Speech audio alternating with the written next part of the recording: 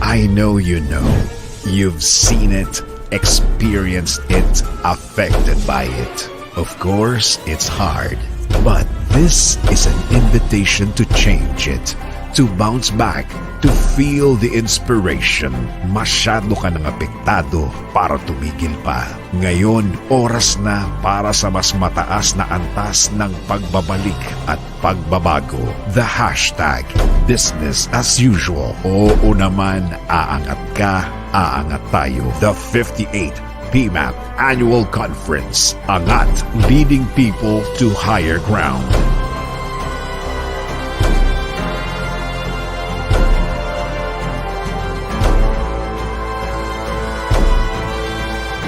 Be the soul of change. Be the pusher of encouragement. Be the fuel of moving forward. Angat, leading people to higher ground. The 58th PMAP Annual Conference. Dahil mas personal na ang trabaho ngayon.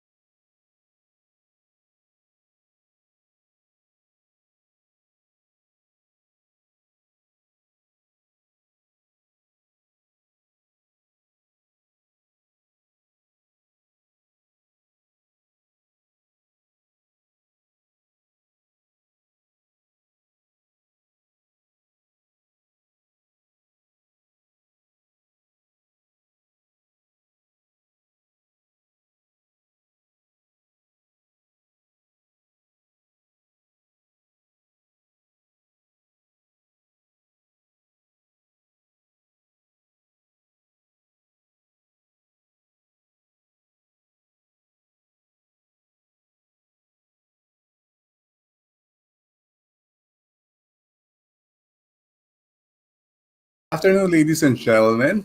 Welcome to the February edition of our People Manager on Cam. My name is Joe Veneer, and I'll be with you for the rest of the hour. And we have a very exciting feature for this episode. In fact, we have four features, as you all know. We have People Watch, we have Anticipate This, we have Musts, and of course, Perk Your Heart. It's the love month, and we are going to talk about a lot of wonderful things. And for our first segment, we'll be featuring what we call as the power couples who have endured in their relationship and have successfully managed it through the years. They met at the office, and somehow they found the right formula. So I hope we can learn from them. Our segment host, please welcome the HR Director of Seda Ayala, Mr. Diosdado Bobot Godoy. Thank you very much, Juve, and good afternoon, ladies and gentlemen. Welcome to the segment People Watch. Today is February 19, and Valentine's is definitely not over. Love is still in the air. This afternoon, we feature three power couples in People Watch, where they share their story on how they met, their experience on how to support each other, and their advice to couples who are in the same company or industry. Our first power couple. The lady is the president of the Corporate Executive Search Group, a member of the IRC Global Executive Search Network, CEO of its thought leadership platform, the IRC Institute, and is a former past president of PMAP. The gentleman has more than 50 years of experience in HR in a wide range of industry: manufacturing, agribusiness, international construction, finance, and professional services, the big four, so to speak. Currently, he provides HR consulting services to large entrepreneurial growing companies. Ladies and gentlemen, their love story and how they met. Grace and Veer Zata. I met Veer in the 1980s because the executive director then, Fe Palileo, asked me to interview him for an article I was writing for the PMAP newsletter. Grabe, ano pa nun? Ano nga yun? Hindi printed eh. But anyway, mimeograph pa noon. So I interviewed him for an article about CSR. And then in the 1990s, he became one of my job candidates. And then that was it. So fast forward, many years later, four PMAPers went on a trip to Coron. And that was it. These four people were not even seeing each other socially, except in PMAP committee meetings. Because we are all HR practitioner. Doon sa Puron, niligawan ako ni Grace. Yan na nga sinasabi ko eh. Ayun. Kaya sabi ko ako nasasagot niyan. That was so cute. Love is powerful. How can an interview for an article of CSR on CSR be the start of a love and romance? Thank you very much, Grace and Veer Zata. At this point, we move on to the second power couple.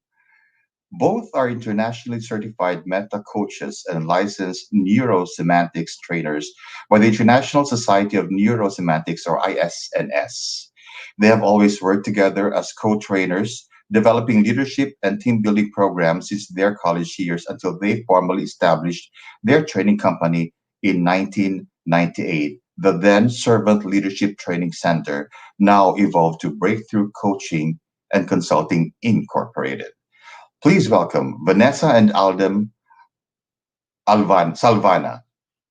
We support each other through spending one-on-one time to talk, whether in meals or in bed, after prayer, and keeping our weekly dates. We also speak from the heart, no? Not only about stuff from the house or about the business, but we try to be ruthlessly compassionate to each other. We are ruthlessly committed to bringing the best out of each other, even directly bringing out issues. So in other words, really doing those difficult conversations without being difficult to each other. That's the key. And compassionate enough to support each other and to listen so that the other person feels safe during those difficult conversations. Well, we did not always relate in this way, di ba? May mga dramas din naman. But with practice and time, habits become permanent. Yeah, and we applied what we teach, especially in our meta coaching discipline, to have quality conversations. Business-wise naman, we learn to be clear about our roles. So if I'm the CEO, there's certain things that I will decide on or I need to focus on, and siya being the chief learning officer, then he takes to those roles as well. And then we make sure that we are patient when the other person is struggling or not yet available for the business or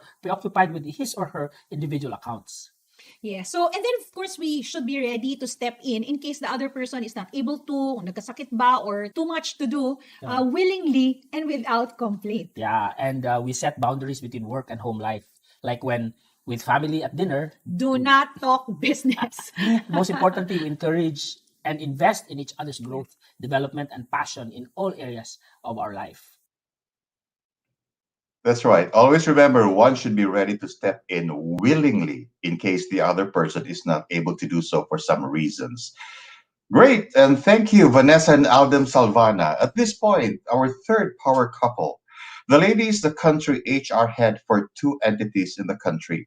Merck Incorporated, a German pharmaceutical company, and its shared service center in Manila, the Merck Business Solutions Asia Inc.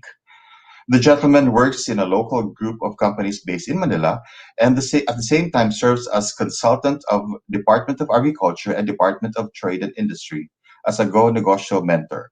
He also serves as the panelist of the ETIAP program, or Expanded Tertiary Education Equivalency and Accreditation Program for various universities. Ning serves in the PMAP board, while Dr. Marvin serves in the PMAP Foundation board.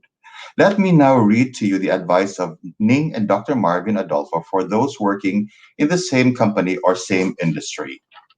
Sometimes in places which are known to both of you, you discover a gem. Ning wanted a white Malaysian cat and a beagle, so Marvin gave her two white Malaysian cats and two dogs, a beagle named Kylo and a pure black hairy aspen named Shauner. Let not your conflict last till dawn. Do not even bring your tampuhan to the office, especially if both of you are working in the same organization. Ning and Marvin are both clear that there is no single magic ingredient to a happy marriage, but there are a few things that they agree are fundamentals. They should talk about this topic for days, but for the sake of simplicity, they keep it to a round of 5 things that they think are important to one's marriage. Number 1, forgive. Say sorry and move on. Make up no matter what it costs. Otherwise, there will be a wall between the two of you, built by the bricks of your unresolved conflicts. Number 2, time and relationship. The most important relationship in your family is between you and your spouse. It really helps you to regularly spend time just enjoying each other's company. The time investment is worthwhile. Number 3, communication. If you don't, you're going to miss the mark in communication, and without good communication, your relationship may be challenged. Every cause of stress in marriage can be addressed with honest and open communication. Number 4, traveling. Travel together whenever possible. Marvin joins Ning when on an official trip and vice versa. And number 5, compromise. Just give in. You give a little and you gain a lot. It's not happy wife, happy life, but it's happy spouse, happy life. There you have it, ladies and gentlemen. Thank you so much. We have that was our talk from our the third power speaker. 3 powerful speakers, 3 powerful couples, 3 great lessons on relationship and love. As the young generation would say, sana all. And always remember, even during changing times, even during challenging times, and even if we enter to the new normal, love is always here to stay. Love is permanent and never ends. Let us live with it. Thank you and enjoy the rest of the afternoon. Back to you, Joe. Hello, Bobot. I'm back. So thank you so much, Bobot, for this segment. To those who are not aware, Bobot is the Director of Human Resources of Seda Hotel Ayala Center Cebu from our PMAP Cebu chapter. That was very inspiring. I learned a lot from our 3 power couples, Grace and Veer Zata. I love the idea that, by writing an article, by interviewing someone, and then of course a new story was written. So thank you so much, Ma'am Grace and Sir Veer, and of course being ruthlessly intentional. I love that lesson as well. And I love also the advice on being a happy couples. I think that's being servant marriage, right? So thank you so much, Miss Ning and Sir Marvin. To everyone, good afternoon. My name is Joanne, your anchor for this afternoon. I got disconnected earlier, but thank you so much to our very calm and expert host, Jove, for taking over. This time, we will go to our next segment, The Must, where we will talk about current issues which you all have to be aware of. For our segment this afternoon on Must, we will talk about innovative approaches to inclusivity. To lead us with the discussion on this topic, I introduce our next segment host, the HR specialist from FINMA Property Holdings Corporation, Bon Atienza. Bon? Thank you so much, Ms. Joanne. Good afternoon, everyone. Welcome to Mass Segment. Here, we will feature the newest topic that being talked about in the business world. Today, we will have the discussion on innovative approaches to inclusivity. What do you mean by inclusivity and how the business organizations deal with it, especially this time of crisis? This crisis really brought a big challenge to us in our work. Despite the challenges, we learned to maximize the use of technology. Okay, without further ado, help me to welcome our speaker. He is the Global Chief People Officer of Coca-Cola Bottling Investment Group. Ladies and gentlemen, please welcome Sir Drew Fernandez. Hi, Sir Drew. Good afternoon. Hi, good afternoon. Very nice to be here. Thank you, Bon. Sir Drew, are you working from home? Ang setup niyo po Yes, ngayon? it looks like a green screen, but I'm actually in my home office. Okay. At Coca-Cola, we're actually doing flexible working arrangements. So you don't necessarily need to be in the office to be able to work. So currently I'm at home. Yes. Okay.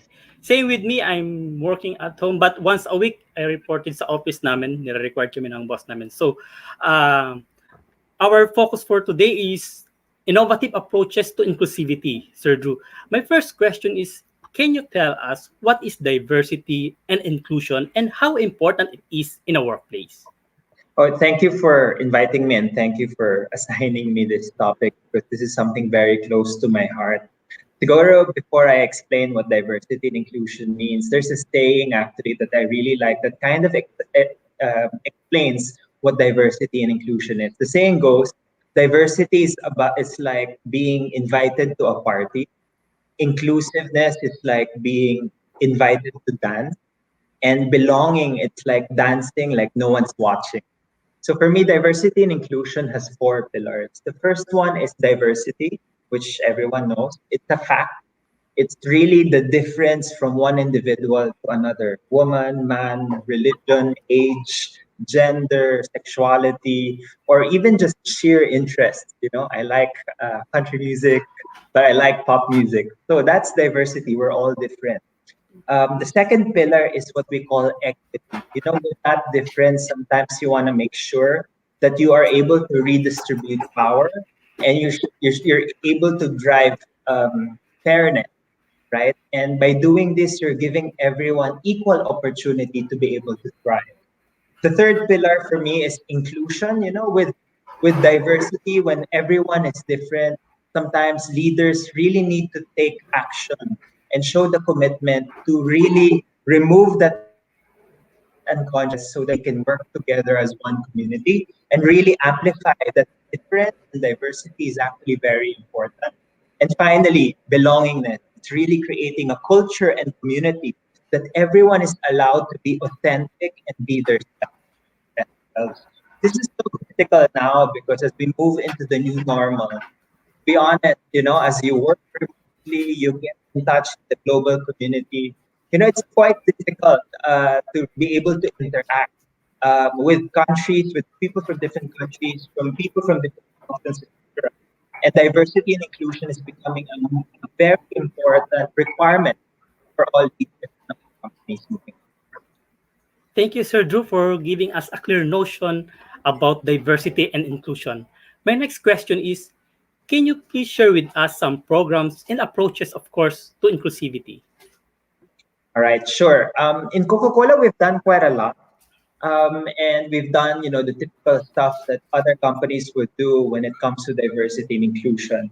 But in Coca-Cola, we try to take one step further. And what we said is that we want to change the narrative. And this is the reason why we introduce what we call Life at Coke Employee Experience Wheel. And in this concept, it's really bringing in the importance of the humanity of every individual in our company. And it's not just, it's either you're man or woman, right? Or your sexual orientation or because of your religion. We are celebrating the person as a human being. And every human being is different and they have their values, their aspirations, their desires. And it's a game-changing narrative that we have introduced because we're now talking about what type of, what do our associates want? They all want to feel well, feel inspired, feel valued, feel developed, and so on and so forth. And one of the pillars actually in our Life at Coke Employee Experience Wheel is called Be Valued. And I just want to read through what it says. We are at our best when we can be ourselves at work. It gives us a sense of belonging, share our perspectives, and build upon our trust. So for me, that's so critical for people to realize that we are valuing the individuality of every associate. That it's okay. There's no standard template of what you should be. That's a typical traditional way of looking at it. If you want to be promoted, there's a template that you need to be. In Coca-Cola, we're trying to go away from that and say, hey, you are a great person. Our job is to make the best version of yourself. Wow, that's great, Sir Drew. A follow-up question. Is there Sure. a process we need to do in crafting a program that speaks of diversity and inclusiveness? Any practical tips, Sir Drew, that you can share with us? Okay, this is not easy, especially for Coca-Cola Bottling Investments Group, where we operate in multiple countries across the world. And as you can imagine, depending on the culture, depending on the maturity level of the leadership in the organization, as well as labor laws and policies, etc., the situation is very different from one country to another. And I think we need to take that into consideration very clearly and importantly. It's an important step that we need to take. And this is the reason why in Coca-Cola BIG, the first thing that we did is what we call baseline. So it's really understanding where we are at our diversity and inclusion journey, realizing that certain countries, certain organizations, certain parts of the business will probably be more advanced and some will not be as advanced. And we are actually using a maturity model that is actually known to a lot of people, but it actually divides the maturity level into four phases. The first one is compliance, meaning you're just following what the law says. If the Philippine government requires us to do certain policy, then you comply, right? Because at the end of the day, as responsible companies, we don't want to be doing something illegal or non-compliant to what the government is requiring. The second one is programmatic, and you see this a lot. There's the D&I program, Women's Wednesdays. They're doing a lot of activities that showcase that, hey, there's something happening. But where we want to be is level 3 and level 4. Level 3 is leader-led, meaning that this is really intertwined into the priorities of the leader. And finally, if we do that consistently, we are able to build level 4, which is an inclusive culture. So for me, baselining and really understanding where you are, no judgment. No, you don't have to be ashamed if in your company you have not started. For me, that humility and that maturity to accept where you are is the primary step for you to be able to create the right diversity and inclusion strategy relevant for your country. And it's not a walk in the park. It requires massive change management that we realized in Coke. And that's something that I also recommend for you guys who are contemplating and going through the journey. Thank you for that, Sir Drew. My last question is, for those working remotely, because this crisis talagang malaking challenge na binigay sa atin, yung face-to-face is not possible. My question is, for those working remotely, how can they establish inclusion and feel connected even if they're all apart from each other? You've raised a very important point, and a lot of people are underestimating the impact of remote working. And we're all learning, to be honest. This is the first time I'm using this platform as an example, and I'm learning. But what I realized is that remote working has also resurfaced a lot of inequity in the organization. I give you an example. Some people actually don't like working in the evening because they have to do their errands, etc. Yeah. But because of remote working, sometimes people don't realize that the work time has stopped and you demand your associates to go into a meeting, right? So that inequality is happening and people don't realize that. For example, some people are asked to go to a certain place for work, but because of the lack of public transportation, some people, I have a car, it doesn't matter, but some other people will have it, it will become difficult for them. So for me, my advice to every leader and to organizations is to continue to try to be empathetic and authentic. To your point, Bon, but it's easier if you're doing it face to face because you get all the emotional and visual cues. Kung Yeah, that's masaya ba correct. yung tao, or kung mukha ba siyang malungkot. You can see all of that, especially when you can see the body language, the facial expression, etc. In remote working, you don't see that. Sometimes naka-off pa yung video, so you don't see and read all of those cues. And therefore, it requires leaders and also colleagues and peers. You don't need to be the boss to be able to extend and be empathetic and reach out to be able to understand people, because by doing this you are able to really understand the requirements and the needs of our associates. So for me, it's the right thing to do, and it's a human thing to do, by being a good person and reaching out, especially in times like this, in a crisis. This is what people will appreciate, and this is what's expected from everyone in our community. Thank you for that, Sir Drew. Last na lang, do you have any message to everyone on promoting diverse and inclusive workplace? So I think my only advice is really to ensure that whatever you guys do, may it be in diversity or any people program, let's always ensure that it is people first or human centered. We always hear this people first program, we are a people first company, but it's also different from bringing that to life and ensuring that in every decision making that you do, you put your associates at center stage, right? In fact, there's a study that I really like the quote there, so I'm just going to read it out.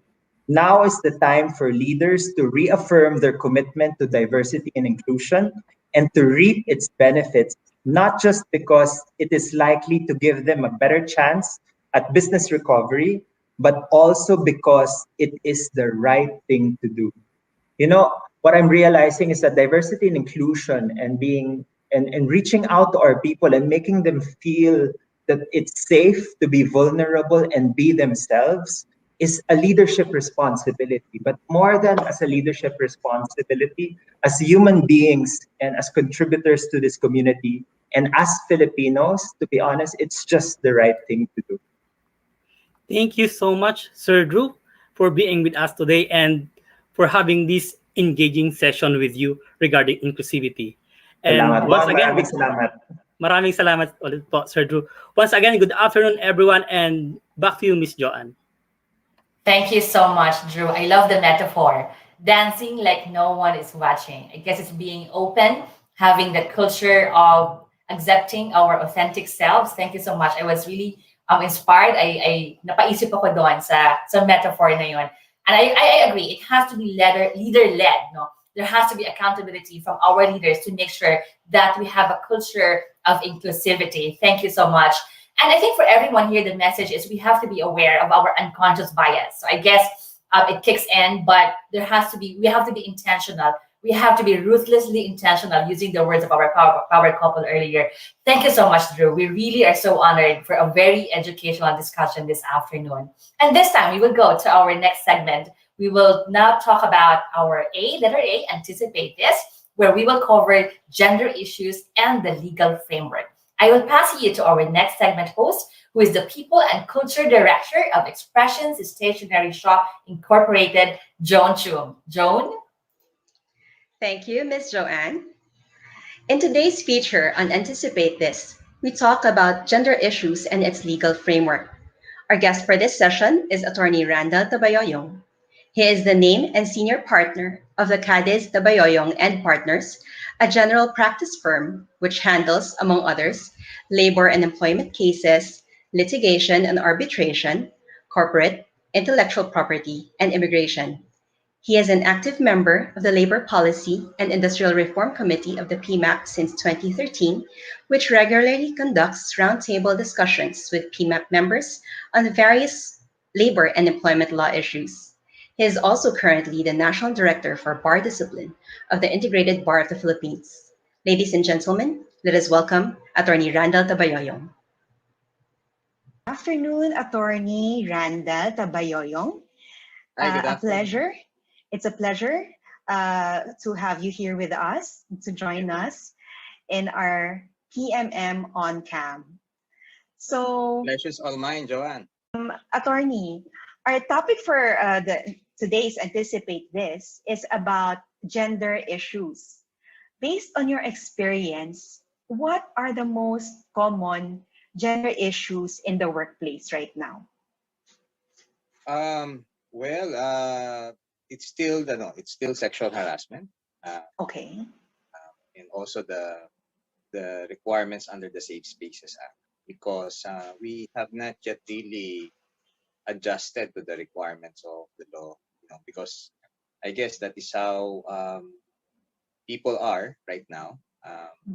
Although there have been quite some improvement, but really having a 100% compliance, I think we're still going towards that. Okay, so how does it work out right now? Since a lot of us are working from home, is this still happening? And how do we determine if this is really happening? Yes. I have yet to see a case where there is sexual harassment because of under a work from home arrangement. But I would suppose it could still happen. It's simply because sexual harassment is or gender bias statements can still happen, not just physically, but can also be done through words, through actions that you can see when you are working from home, especially when you have a video conferencing with your bosses or from the social media messages that you receive from your colleagues or your boss. So it could happen. So how do we go about kung kunyari na experience nila yung sexual harassment? What are the parameters, no? Meron bang ano yung kasi parang thin line. Sometimes how do you know kung parang it's already considered sexual harassment or not? That's a good question, Joanna. I would liken it this way. If, for example, and I usually also give this example when I give seminars on this kind of offenses. For example, you're walking down the street and some guy would touch your butt, diba? And your normal reaction would be, what's your normal reaction, Joanne? What would you do? Sure, I would be shocked. You'll be shocked, and angry. And what will you and tell the offended. guy? Yeah, what will you tell the guy? Mind your own business. Like, yes. what are you doing? Yeah. Pagsasabihan mo siya, and some of us would even punch the guy, right? Right. Slap him on the face kasi bastos eh. Yeah. But then imagine the same scenario. You were inside the building and you entered the elevator and then your boss was there and then he touched your butt. What will be your reaction? Now, some of us, hindi papalag, magtatahimik na lang. Pero deep inside, you were offended, right? So that's sexual harassment to you. It's something that you cannot do because by reason of the fact that he's your boss, you cannot fight back. So that's how you know that you are being sexually harassed. your normal reaction of indignation, you keep it to yourself because you fear that you will be sanctioned by your boss, or you won't be given a raise, or you will be given tough assignments, etc., etc. Okay. You mentioned a while ago, attorney, that sexual harassment could also be in the form of words. Yes. So is it also, does the your explanation a while ago also applies to that? Correct. Yes. For example, your boss would send you sexually charged messages, right? They can be they may appear to be innocent, but if you are offended by it and you cannot reply by saying to your boss, "Boss, ang bastos mo naman," di ba? You cannot do that, then then that's sexual harassment as well. So remember, sexual harassment is not because of the law here punishes not because of the sexually charged statement, but it is because of the imbalance. There is an imbalance between you and kaya nga sa sexual harassment, the requirement is there's moral ascendancy. And that is what's being punished in sexual harassment. Because of that moral ascendancy, you cannot fight back. And you cannot show indignation as to what is being done to you, right? Okay. It's like a play of power, no? Yes, in this power case, play. and authority. Correct, Joanne, correct. How about if it's the other way around? Like sometimes there are some employees, kunyari, from an HR perspective, no? There are some employees na nagsabi na meron silang na-experience na sexual harassment, but they are afraid to file a report. What can HR do about this? So that is where the requirements of the law come in, because the law requires that you have, number one, a policy in place. So which means everybody is aware that if you do this kind of conduct or you say these kinds of words, you can be charged with sexual harassment.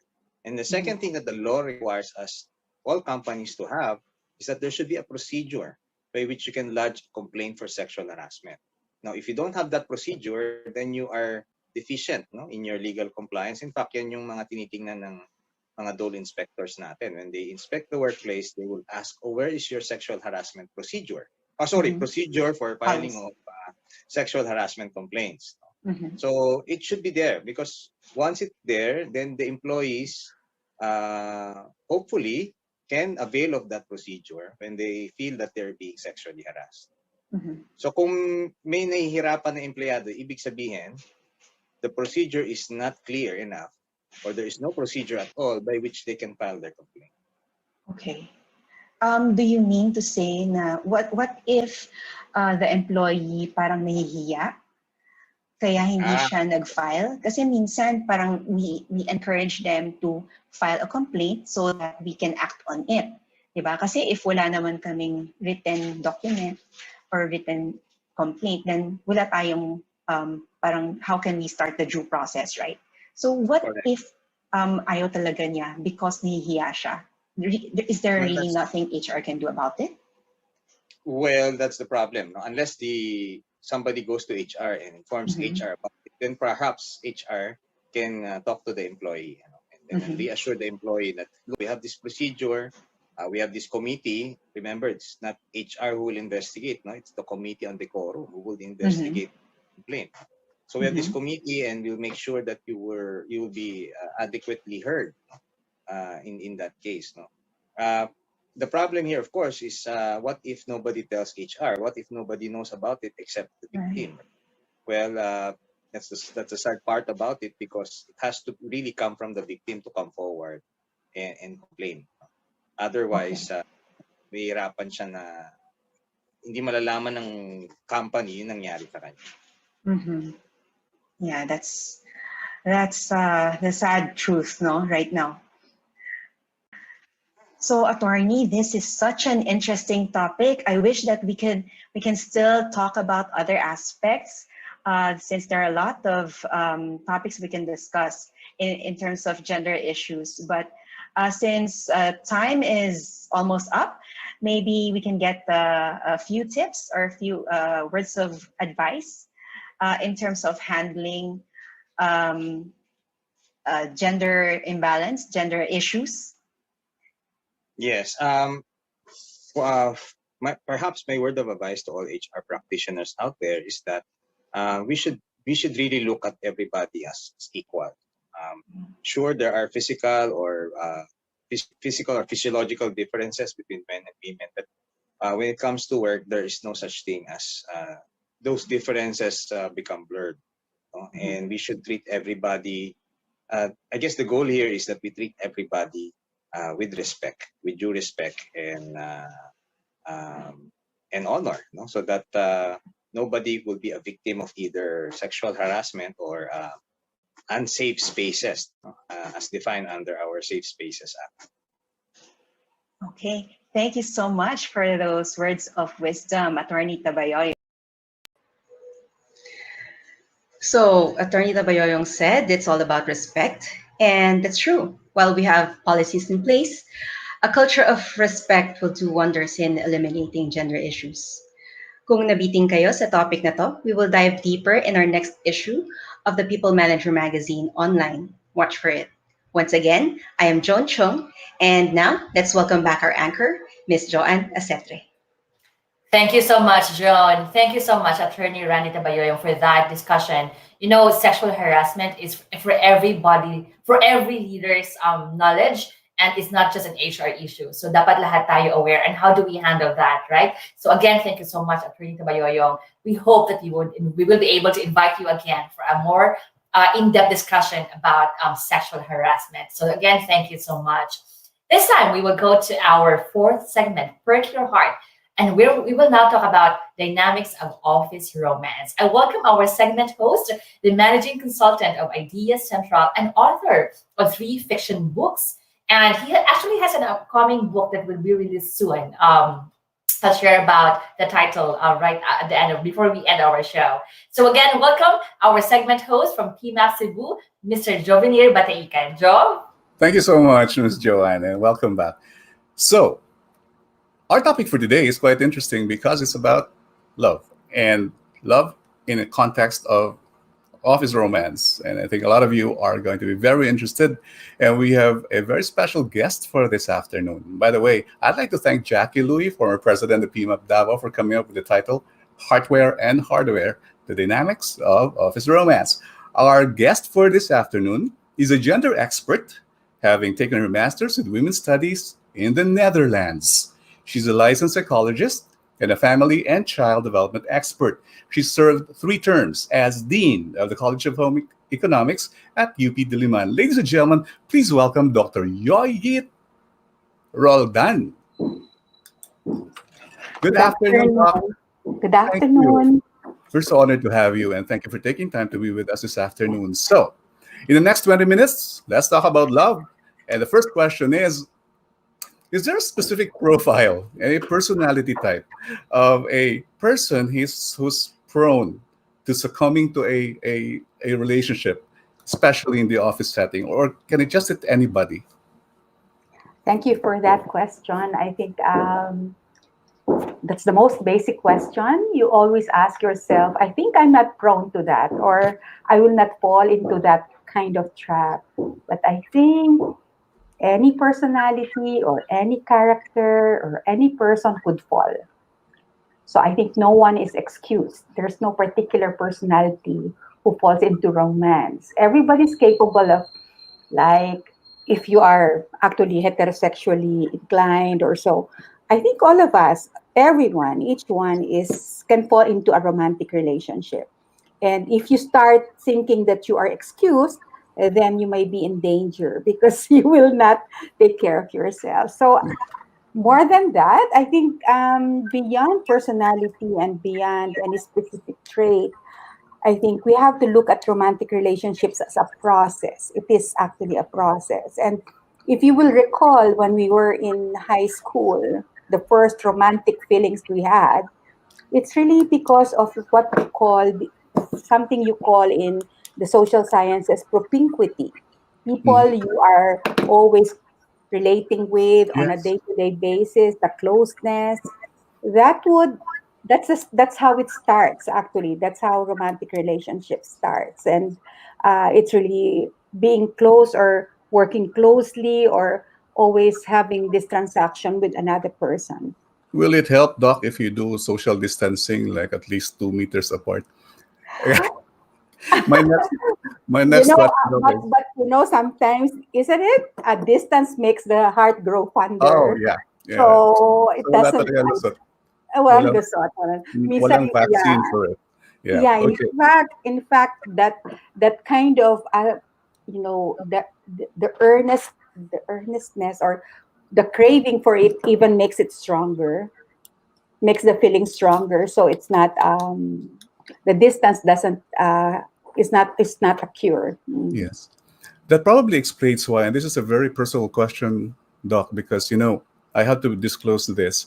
My wife and I were former office mates, and we actually belong to the same department, both work at HR, work at a specific section. She was handling recruitment, I was handling training. And we were the only ones. I mean, there were only two of us in the section. And then proximity, considering there were 3,000 employees in the company, and more than 50% of them were actually eligible singles. So proximity and constant exposure, just like a virus, are they really that strong? Yes, and that's where you start with, isn't it? The strongest connection we have is friendship, even among siblings, amongst parents and children when they grow up. It really starts with friendship, and it's one of the strongest and most lasting relationship we could have. And when you start with closeness, with friendship, that's where the bond starts. And yeah, compared to romantic relationships, they come and go, but friendships, they stay all our life. And I think that's how it starts. And when you're not friendly with your wife anymore, and you start having new friends, then you'll start having problems. So Yes. that friendship thing is very important in relationships, even with husband and wife. It always starts that way, Doc, right? And Yeah. I also had because both of us were in HR, and we always had a problem. Whenever she had a problem with me, she would go to NLRC for intervention. So Mhm. that was a challenge. Now the question, Doc, is you mentioned about friendship, and it usually starts with care and concern, especially when Mm. somebody approaches you and being nice to you, Mm. and then Mm. more Mm. attentive to you. Now, Mm. there's no problem if both of you are eligible, both are single, both are free. But what if it Mm. starts something what we call as illicit? How do we approach this? As I said, it is a process. And then you start with just saying, oh, it's okay. It will not move on. It will not move on. So I think just even at the start, if you nip it in the bud, that's good. But once it starts, it's difficult to give reason to it any longer. And so it's very important that one is able to recognize that. Or if one in the office or one maybe of the friends notices it and also give that advice that you have to be careful or you have to stop it and nip it in the bud because it will not if it like crosses the line, then you cannot control it anymore. It's just like when we were teenagers, you cannot control it anymore once you fall in love. So Yes. mm, Now, mm, Doc, a lot of our audiences right now are actually people managers and HR practitioners. mm. How do they intervene? At what point? You said nipping in the bud. How do they do that without being intrusive and obstructive? Particularly if the person has a family, I think that's actually an intrusion which is healthy in the sense that people don't know sometimes how to draw their boundaries, and then you could help them draw the boundaries. It's not an intrusion in the wrong way because you know that you are also protecting that person from falling and the other one from falling. The problem with our world now is that we tend to actually be as inclusive as possible to people's choices. But in the long run, we know that people's choices or a person's choice is not always good. And there are very clear parameters, such as, you know, having a relationship with someone who is a family man with children and so on, or someone who's a woman with, with a husband. And so there are very clear parameters. And I think HR has, every reason to intervene because In it your actually in my experience you cannot separate personal from official in the workplace. When the personal comes in and then it actually destroys a lot of people, and even sometimes they have to leave work because of this personal thing that impinged on their work. So I think that's where HR actually has a legitimate reason to get in. Earlier, we had a framework for addressing gender issues as well. But when it comes to intervention, Doc, in your experience with different organizations, what is a very effective way of handling it? Do you really need your house rules in place just so that you can have the legal authority to intervene? Actually, sir, it happens actually even outside the office. Oh, It yes. doesn't even have to be inside the office. So in the long run, adults would just have to make decisions for themselves. You could actually do so many programs, but if adults decide to want to get into this kind of option or choose this path, you cannot do anything about it. Yeah, there's no way of stopping it. You can stop a No, bullet train, no. but not when people fall in love, right? Nope, nope. Yes, but so what happens is, well, in the company where I'm working, we'll talk about you do some preventive things, Yes. preventive stuff. Always in romantic relationship, I think it's really more preventive than getting in the middle of it, because once it's there, as you said, once it starts moving, you can't stop it anymore. But it's more preventive, like working on people's self-esteem, self-respect, or respect of other people, or respect of marriage as an institution, and yeah, and not abusing your power, looking at yourself in terms of holding such power. Even just a line leader in a company where they manufacture is already very very powerful, because and so you know self-awareness is very important, and self-esteem is very important, because you don't you let your physical body and your soul to be just used by anyone. Yes. So self-respect is very important too. So those values programs still work, you think? Definitely, definitely. And where would people get this from? But from us who are working with people in the company, where will they get it from? And so, even in my company, I would have in the company where I'm consultant, I would even have special sessions on caring for the young, or caring for the unborn child for single mothers.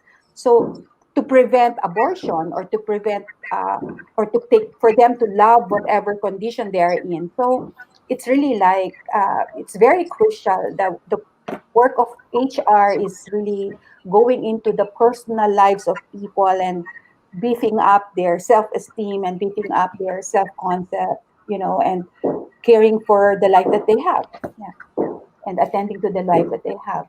Yeah, exactly, Doc. And I think, when you look at relationships that way, because even if, no matter the framework, no matter the values intervention, there is still a lot of time, especially what you said, outside of the office. Now, here's another thing.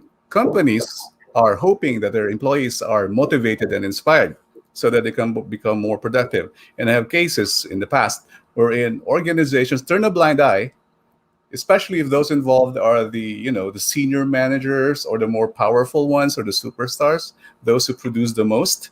But then they intervene when it comes to the ranks. So how do you address that? Well, I know of a company where they're stricter with those on the mancom, or the manager, more strict than those who are on the lower level, because they should set an example. They should mainly be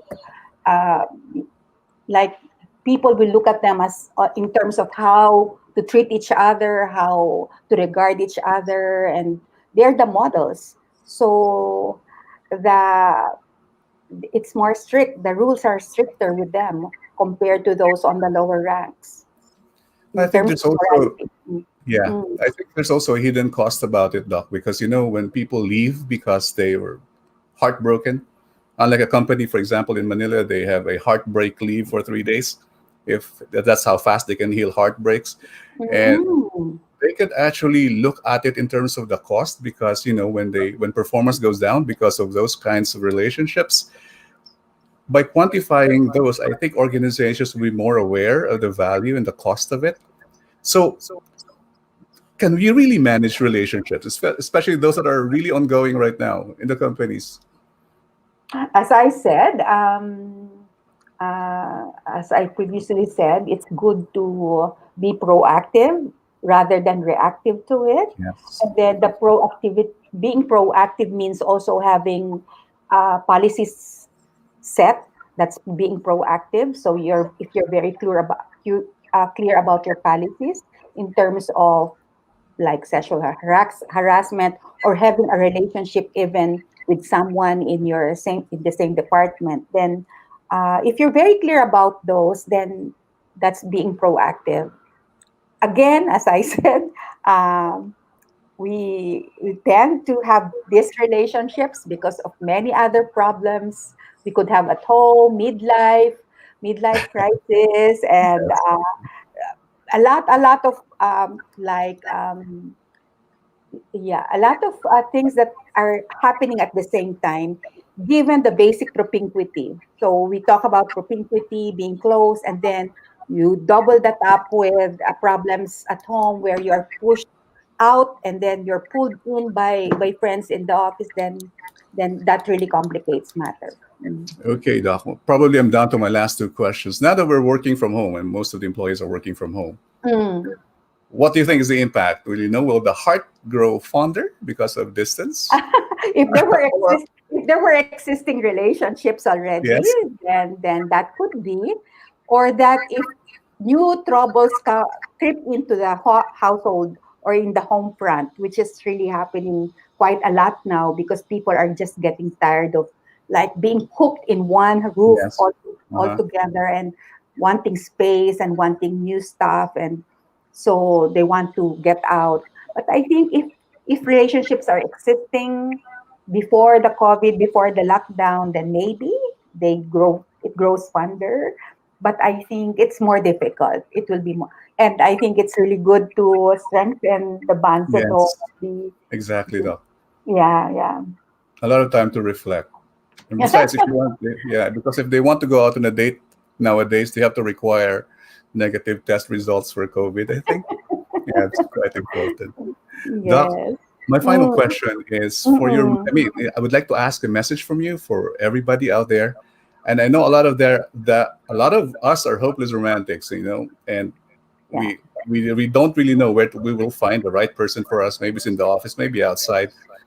But is there anything that you would like to share with us that that's something that we can take away and think about it as we reflect on this on our search for happiness?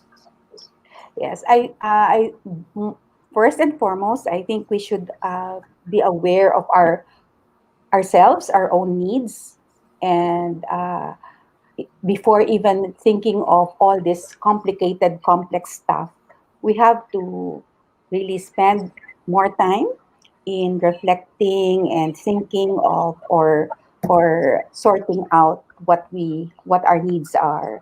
And that, if you are married, that is something that also you have to work out, because many at times the push pull factor of romantic relationship starts with your own relationship yourself. And one has to be aware of the need to be valued, the need to be useful, because the romantic relationships I know started with that. This person needs me, this person, I'm valued by this person. And at home, I'm like insignificant. I'm not needed there. Somebody needs me. And that is a very important need for each one of us. So I think the importance for in the home front to value the people and let them feel that they are valued, so that they don't look for that valuing outside.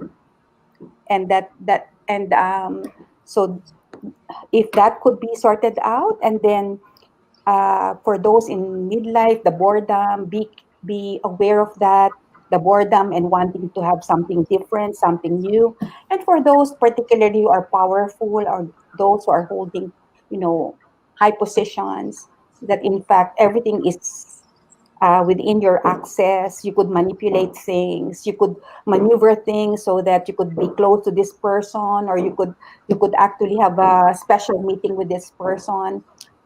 Being aware really of ourselves, of how we manipulate and do things, so that we are able to establish all these illicit or non-acceptable relationships. Yes. And it really starts with us.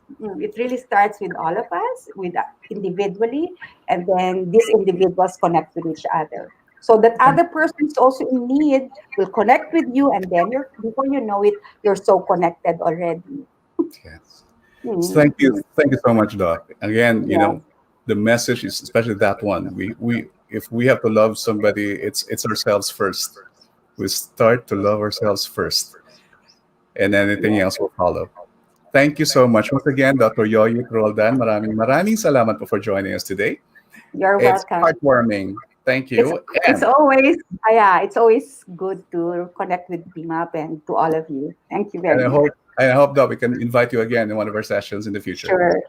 Thank you. You're welcome. I'd also like to thank Ms. Sarah Niguas, our resident romantic expert. Thank you so much for the inputs. Back to you, Ms. Joanne. Thank you so much, Joe. Thank you so much, Dr. Yoyit. Ang ganda ng usapan. Medyo sensitive ng office romance, and all leaders has to be aware of the policies on how do we manage this matter. I love, gusto ko yung sinabi ni Dr. Yoyit, no? So we would probably be pushed out from our home life, and then we are pulled in. Especially, we spend a lot of time with our office colleagues. So there's really a lot of things that we have to be mindful of, no? So kailangan talaga a lot of wisdom, no, on how do we navigate these relationships. I like what Job said about loving ourselves. Thank you so much. And that's it. 1 hour is gone. That was very fast. I loved our topics for our Valentine episode. We heard the stories of our 3 power couples, Grace and Verzata, Vanessa and Aljem, Ming and Marvin Adolfo. Thank you so much for sharing your stories. And Drew, thank you so much for sharing strategies and also your learnings as you manage or you led approaches to inclusivity, innovative approaches to inclusivity. Attorney Tabayoyo, thank you. Thank you for sharing your expertise on gender issues and the legal framework. And our last guest, Dr. Yoyit Roldan, thank you so much for sharing your insights on Work Your Heart dynamics of office romance. Thank you. For those interested to join People Management Association of the Philippines, the premier organization of HR leaders in the country, contact PMAP. There's a lot of benefits if you would like to join us. So, Mackie, if we can show the benefits when you do join the PMAP Association, you would be mentored, you would have access to a lot of learning resources. And if you would like to join, do visit our website, www.pmap.org.ph, and you will find there how do you join PMAP as a member. We are also open to sponsors, either as segment sponsor or as the episode sponsor. It's sponsors for our People Manager on Cam and also for our People Manager online magazine. And for that, please email Mackie. Her email address is here. So mackiecordero@pmap.org.ph. Leadership Development Committee, the Future Leaders Program of PMAP, is also now accepting applicants for mentees. This is a free program for those who want to be mentored by the pillars and the leaders in the HR world. Watch out for the video right after our show for the details on how you will join the LeadCom Future Leaders Program of PMAP. And also, of course, reminder, annual conference of PMAP is coming in July. For details, watch for the videos right after our show. I'm inviting you all to our March edition on March 19 for another exciting 1 hour show. This time, let us welcome back our host for today.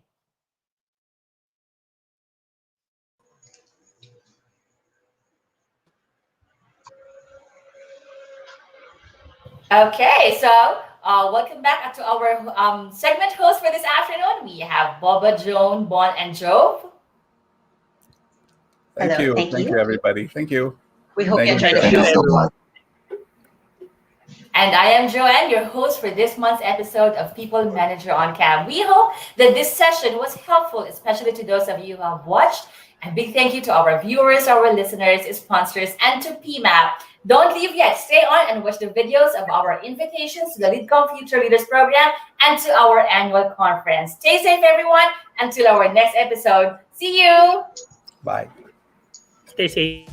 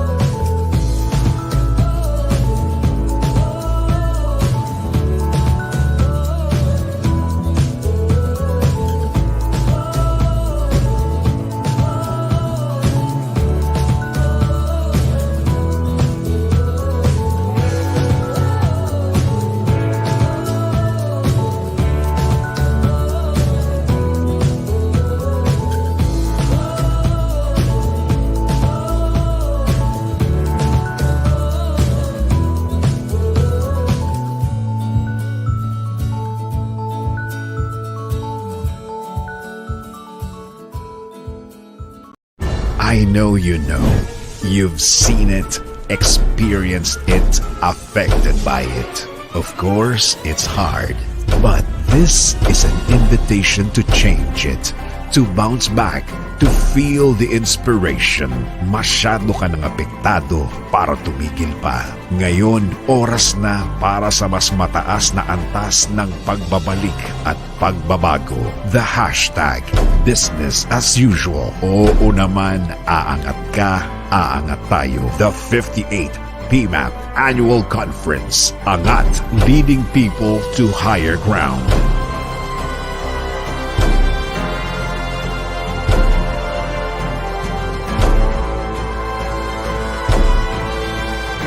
Be the soul of change. Be the pusher of encouragement. Be the fuel of moving forward. Angat, leading people to higher ground. The 58th PMAP Annual Conference. Dahil mas personal na ang trabaho ngayon.